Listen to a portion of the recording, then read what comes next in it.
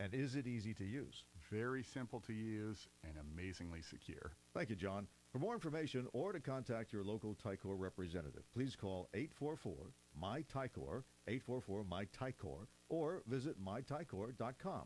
That's myticor.com. Wash green, what does it mean? Head Story Monson. Wash green means clean lakes, rivers, and streams start at Brown Bear Car Wash. When you wash at home, all that soap, oil, road grime, it often flows into local waters. But when you wash at Brown Bear, the wash water is safely treated, protecting our Northwest environment. Join Brown Bear's Unlimited Wash Club. You can wash green as many times as you want, starting at $19.99 a month. So wash green. Go to brownbear.com. That's brownbear.com. Brenton Hartley Wilcox remembering it's time to get back on the bike again. Dad, where's my bike? Let me guess. Where you left it? Dad? It's in the garage. Why are you so worried about it all of a sudden? We have to get ready for the Cascade Bicycle Club ride. Oh, yeah. What do we need? Hard-boiled eggs and lots of them, because riding a bike makes you hungry. Flying Wheels Summer Century, Saturday, June 1st, brought to you in part by Wilcox Organic Hard-Boiled Eggs. 3 routes through Snoqualmie Valley farmland and rivers. Visit cascade.org. Did everyone agree with you? Let's find out. Choose your news on the Candy, Mike, and Todd Show. Everyone probably agreed with you because you make the best choices. We just gave you a taste of our stories. You've been texting your votes, Candy, Mike, or Todd, at 98973, the Online Trading Academy text line.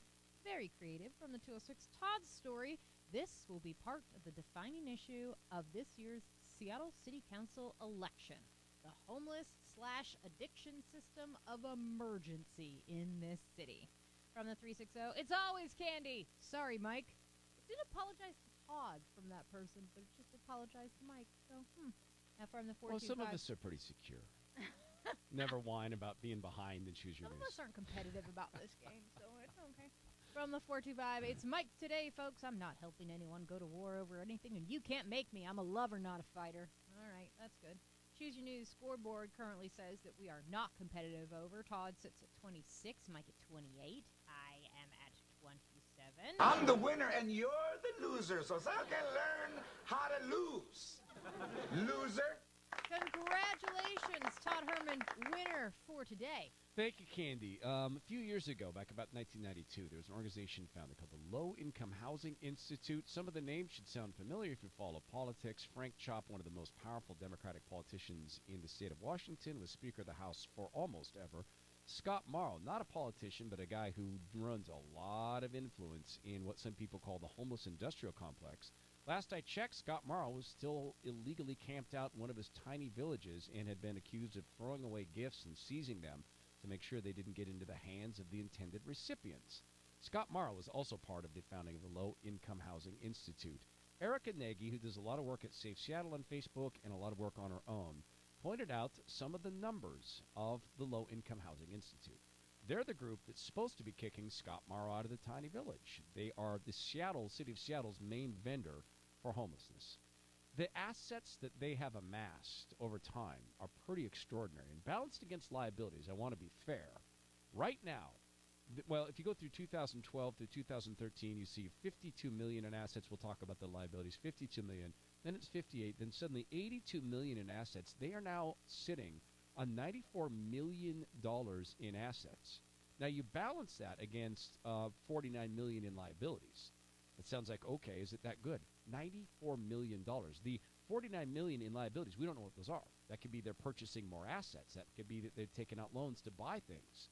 If they have $94 million in assets on total revenues of $16 million, how in the name of all that's holy can they not pull a couple million out of this to put some of their money to bear?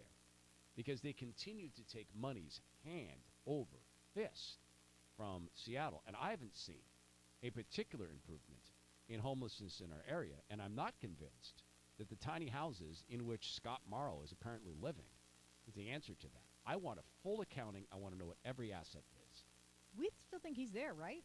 We haven't heard otherwise? They have not. Last I checked, he was still there. I'll have to have Carolyn Osorio go over and see if he's still there. But I want an accounting of every single asset is and liability. I think that'd be fair. What do you think, Michael? Yeah, I think it's fine. Yeah. Okay. That's. I think we're aligned on that. We come back on. Did we all just vote? Yeah, Hands in the so air. it's we're coming. good. We're good. Okay, we're good. We've all We voted. solved it. All right, the perfect crime awaits. All you need is a stolen credit card and a goofy little car. We'll get to that after Tracy Taylor checks traffic with the real cars. Tracy's report brought to you by Michael Subaru of Bellevue. So the commute times have really ramped up, especially with the crash. It's only taking